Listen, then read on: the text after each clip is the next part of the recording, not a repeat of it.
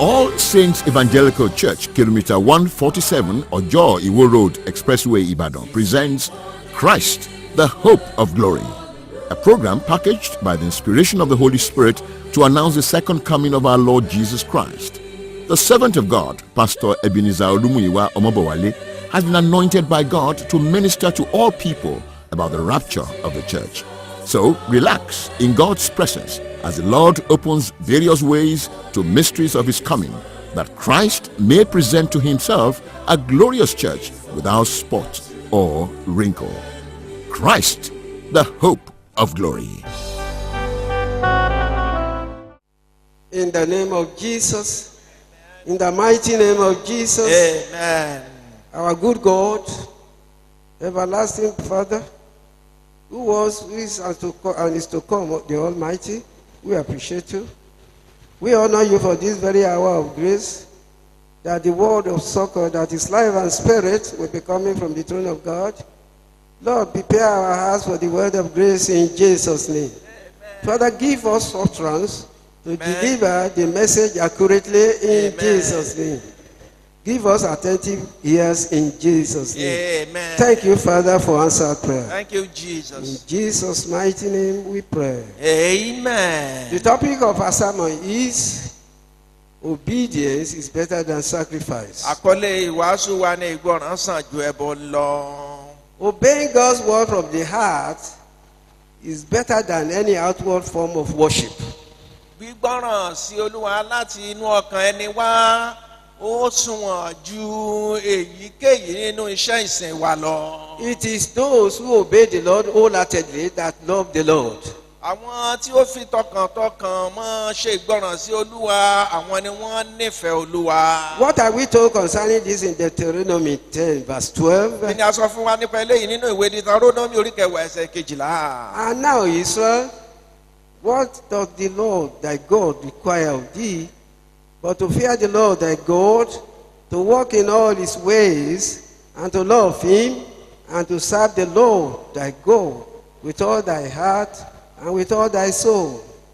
Òní ǹjẹ́ nísinsìnyí Ísírẹ́lì, kí ni Olúwa Ọlọ́run rẹ ń béèrè lọ́wọ́ rẹ bí kò ṣe láti máa bẹ̀rù Olúwa Ọlọ́run rẹ, láti máa rìn ní ọ̀nà rẹ̀ gbogbo, láti máa fẹ́ àti láti máa sin Olúwa Ọlọ́run rẹ pẹ̀lú gbogbo ọkàn rẹ àti gbogbo ẹ̀mí rẹ. It is for your good to obey the Lord.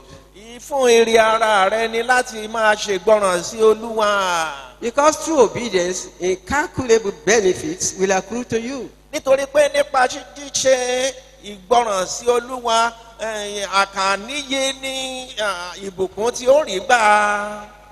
Any jot of disobedience will impede your progress and will impede your blessings. Jẹ́ rí àìgbọràn kékeré yẹn bó ti wù kó mọ́, ó ní yóò ṣe ìdènà fún ìtẹ̀síwájú àti ìgbéraga rẹ, kò sì ní jẹ́ kó tún rí bùkún gbà. Because one cannot be in sin and expect grace to abound. Ẹ ṣàkíyèsí o, ọ̀rọ̀ Ọlọ́run sọ wípé a kò lè wà nínú ẹ̀ṣẹ̀ kí a sì rò wípé oore ọ̀fẹ́ wà máa pọ̀ sí i. What are we told in Deuteronomy 10 verse 13?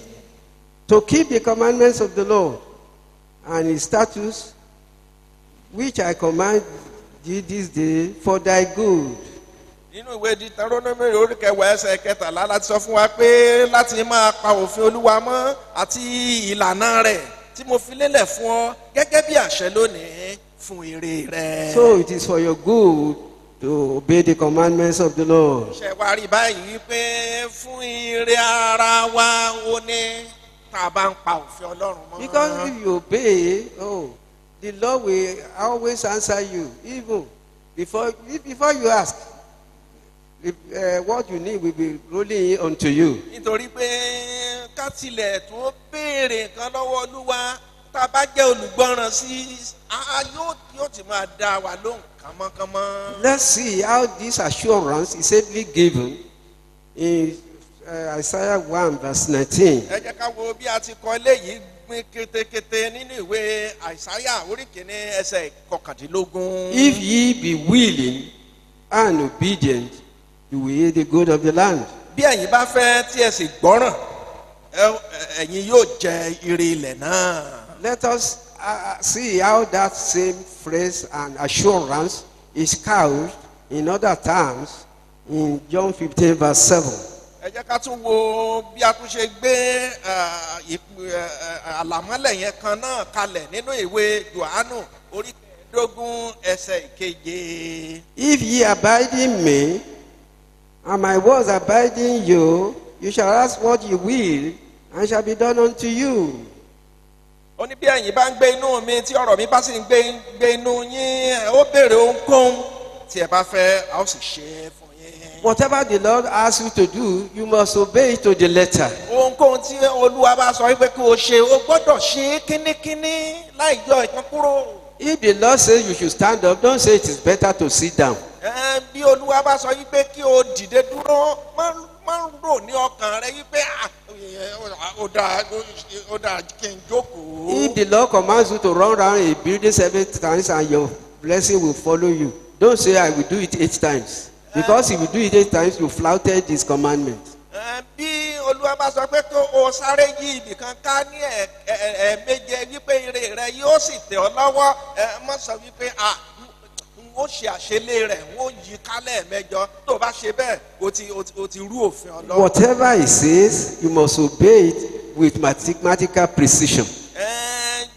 Gbogbo nǹkan tí Olúwa bá sọ o gbọ́dọ̀ ṣe é gẹ́lẹ́ bí o ti sọ pé kò ṣe ni. You must not be like Saul, the king of Israel, who at one point in time was sent to wipe out the Amalekites, to destroy them totally, to totally annihilate them.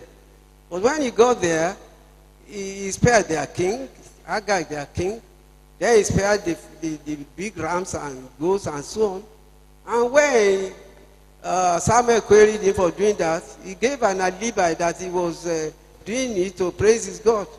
And that's what the Lord said he should do. In Jesus' name, you will not flout the commandment of the Lord in your own case. Ìwọ ní tiẹ̀ má ṣe bí Sọ́ọ̀lù ọba Ísírẹ́lì tí Olúwa rán wípé kó lọ pa gbogbo àwọn ará Amálẹ́kì run pátápátá àti gbogbo ohun tó wà nílùú ìlú yẹn. Ṣùgbọ́n nígbà tí ó débẹ̀ ó dá ọba wọn sí. Ó tún dá àwọn àgbò àti àwọn màálùú tó tóbi rẹpẹtẹ yẹn ó dá wọn sí. Nígbà tí Sámúẹ́lì wòlíì sì béèrè wọ́n pé kí ló dé tó ṣe báyìí. Ó ní mo ṣe bẹ́ẹ̀ láti máa fi rúbọ sí Olúwa Ọlọ́run. Ṣé nǹkan tó Ọlọ́run ní kó ṣe nìyẹn? Let us see the reaction of Samuel to his alibi. Ẹ jẹ́ ká wo nǹkan tí Samuel tó sọ nípa àwáwí Sọ́ọ̀lù. In 1 Samuel 15 verse 22. Kìíní orí kẹẹ̀ẹ́dógún ẹsẹ̀ kẹtàlélógún. And Samuel said, as the Lord has great delight in burnt offerings and sacrifices as in obeying the voice of the Lord, behold, to obey is better than sacrifice, and to hearken than the fat of rams. Nínú Sámúẹ́lì kìíní orí kẹẹ̀ẹ́dógún ẹsẹ̀ kejìlélógún, Sámúẹ́lì sì wí pé Olúwa a ní inú dídùn sí ọrẹ sísun àti ẹbọ bíi pé kí a gba ohùn Olúwa gbọ́.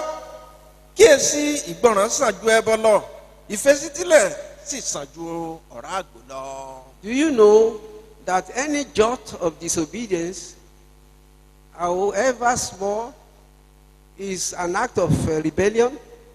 Ǹjẹ́ o jẹ́ mọ̀ wípé àìgbọràn kínkínní yẹn bí tí wù kó kéré mọ́ àpẹẹrẹ ìṣọ̀tẹ̀ ló jẹ́?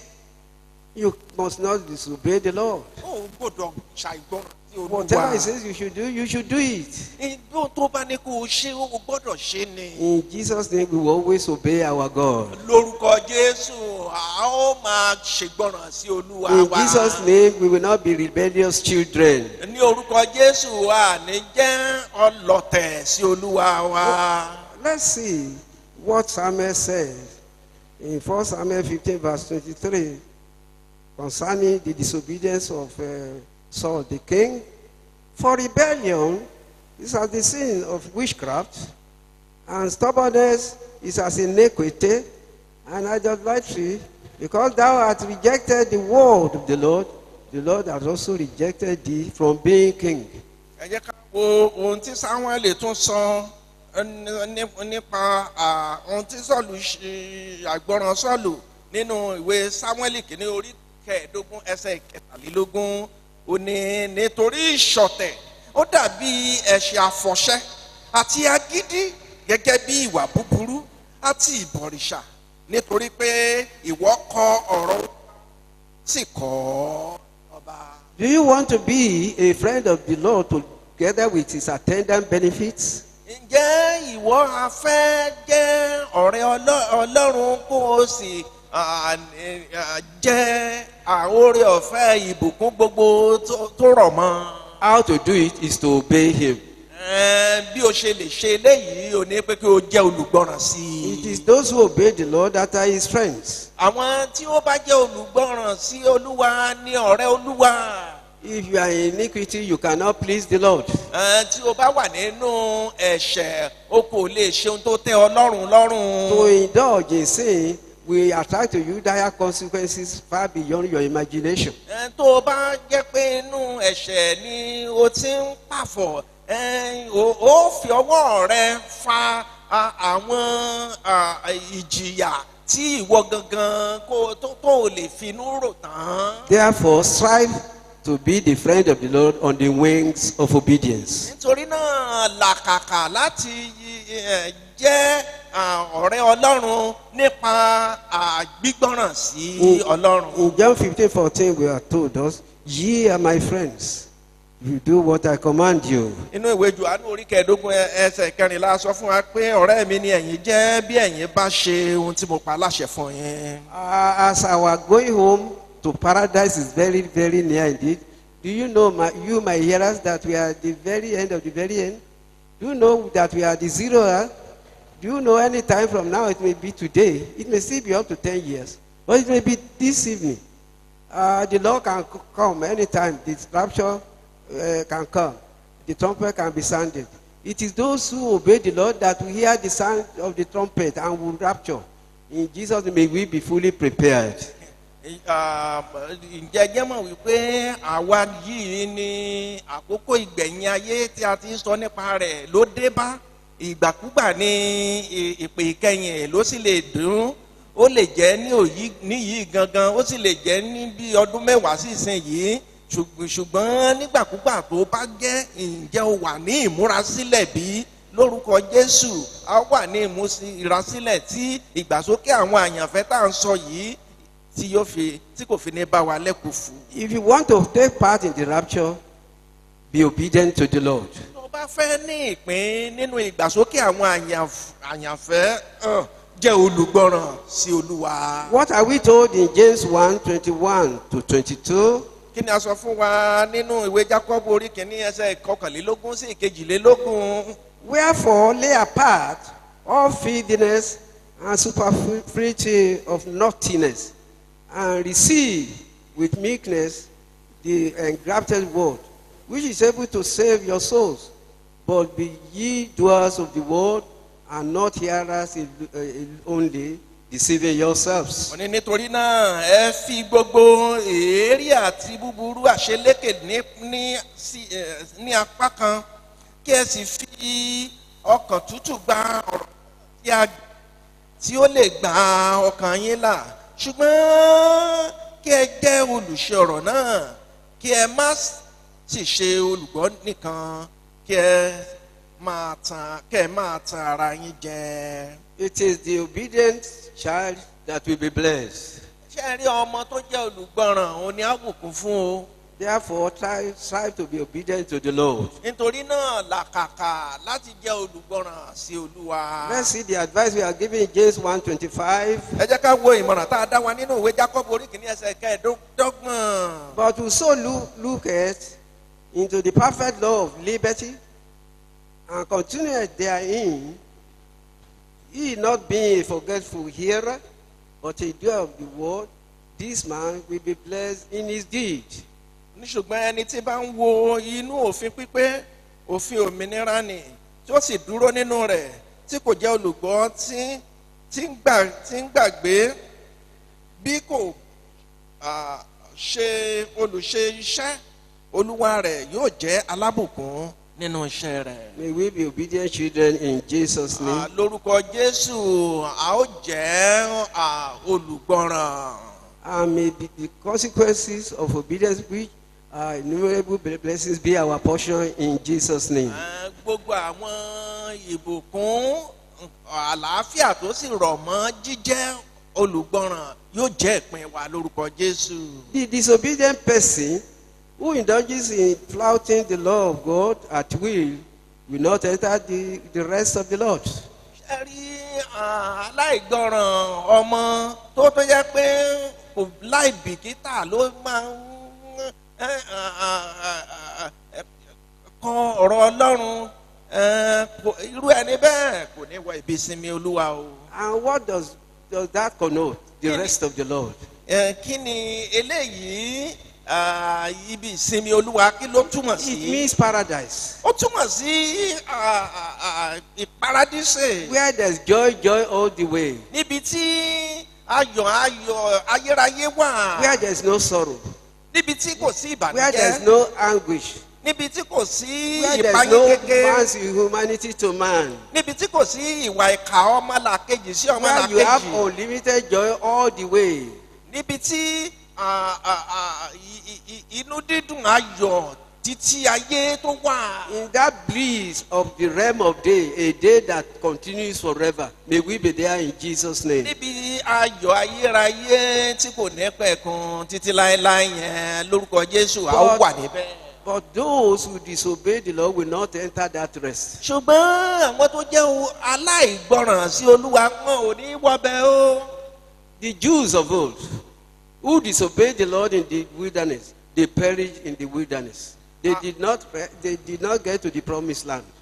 Àwọn ọmọ Ísírẹ́lì látijọ́ tí wọ́n ṣe àìgbọràn sí Olúwa wọn ò dé ilẹ̀ ìlérí, wọn ò wọ bí ìsinmi Olúwa. So the rest of the Lord, the millennial reign, is very near indeed. It is those who obey the Lord that will enter that place. May we obey the Lord and be found rapturable very soon.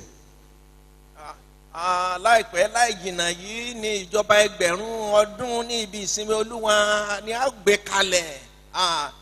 Lórúkọ Jésù ó wà níbẹ̀ ń tiẹ̀. So those who disobeyed the Lord in the past did not enter the rest. Nítorí náà ṣe rí àwọn tí wọ́n jẹ́ aláìgbọràn ní ìgbà àtijọ́ wọn kò wọ ibi ìsinmi Olúwa o. Hebrews 3:11 says it this way. So I swear in my wrath, they shall not enter into my rest. Ìwé Hébérù orí kẹta ẹsẹ̀ kọkànlá sọ báyìí pé bí mo ti búra ní ìbínú mi wọn kì yóò wọ ibi ìsinmi. Therefore, you should shun unbelief. You should run away from disobedience. It is for your good to obey the Lord.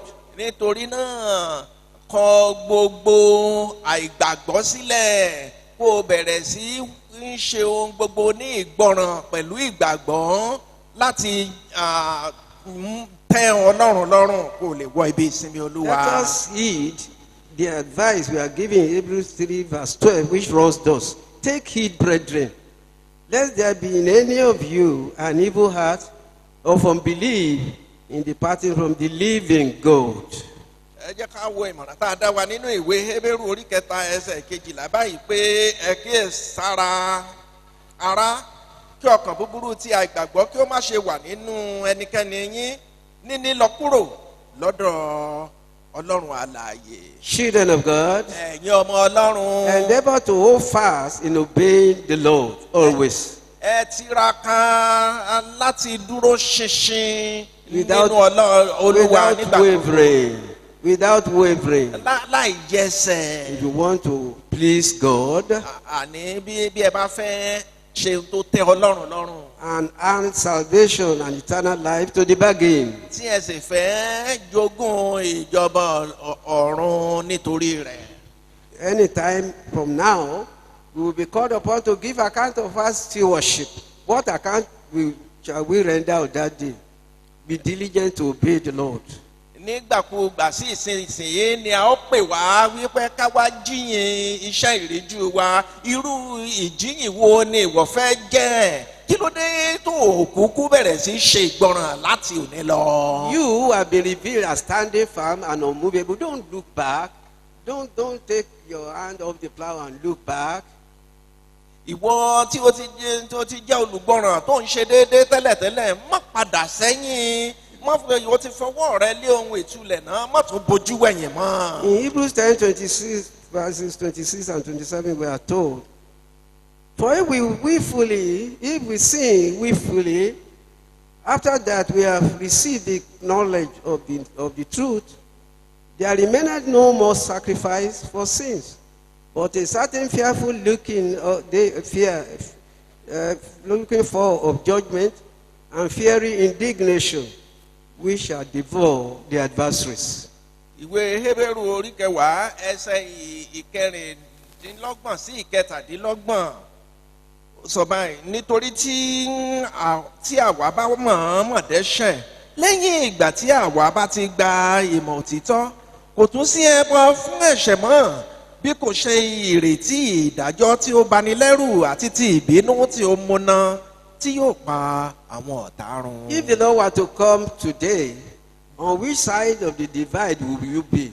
Will you be on the side of those who will be acceptable unto the Lord, or the side of those who will perish? May we all be on the side of those who will be acceptable unto the Lord.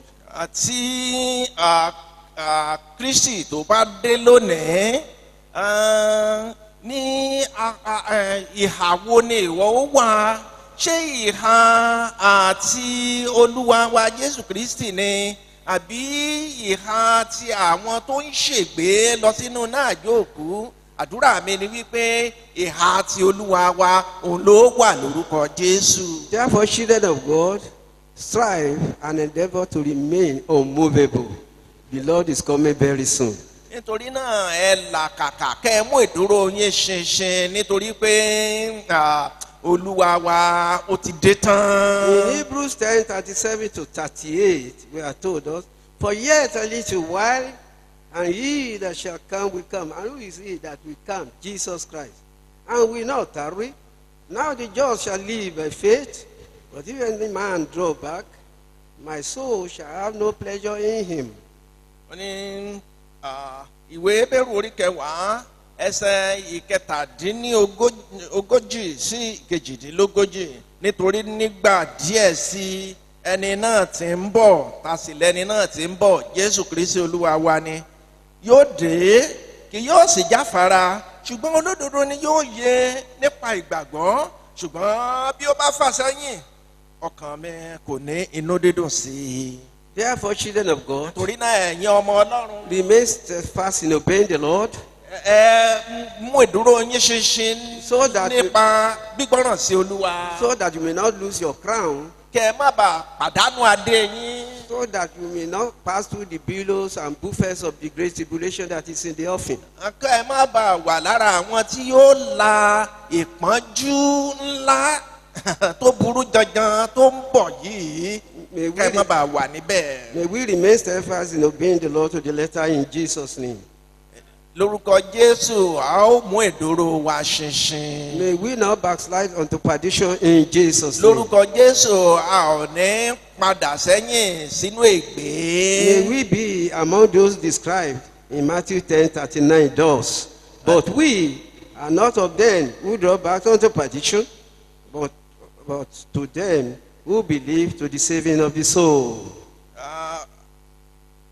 lórúkọ Jésù a ó wà nínú àwọn tí a ṣàpèjúwe nínú ìwé Mátì orí kẹwàá ẹsẹ̀ kọkàndínlógójì báyìí pé ṣùgbọ́n àwa kò sí nínú àwọn tí ń fà sẹ́yìn sínú ègbé bí kò ṣe nínú àwọn tó gbàgbọ́ sí ìgbàlà ọkàn. Therefore you will pray, nítorí náà gbàdúrà. my Father and my good God, bàbá mi àti Ọlọ́run mi rere. let me remain obedient. ẹ jẹ́ kí n jẹ́ olùgbọ́ràn. Don't let me flout a jot of your laws. ẹ má jẹ́ kí n ṣàìgbọràn sí èyí tó kéré jù nínú ọ̀rọ̀ yín. Father, count me worthy to inherit your kingdom. bàbá ẹ jẹ́ kí n lè wà lára àwọn tí yóò jogún ìjọba yín. Pray that we will not be found wanting on that day of glory.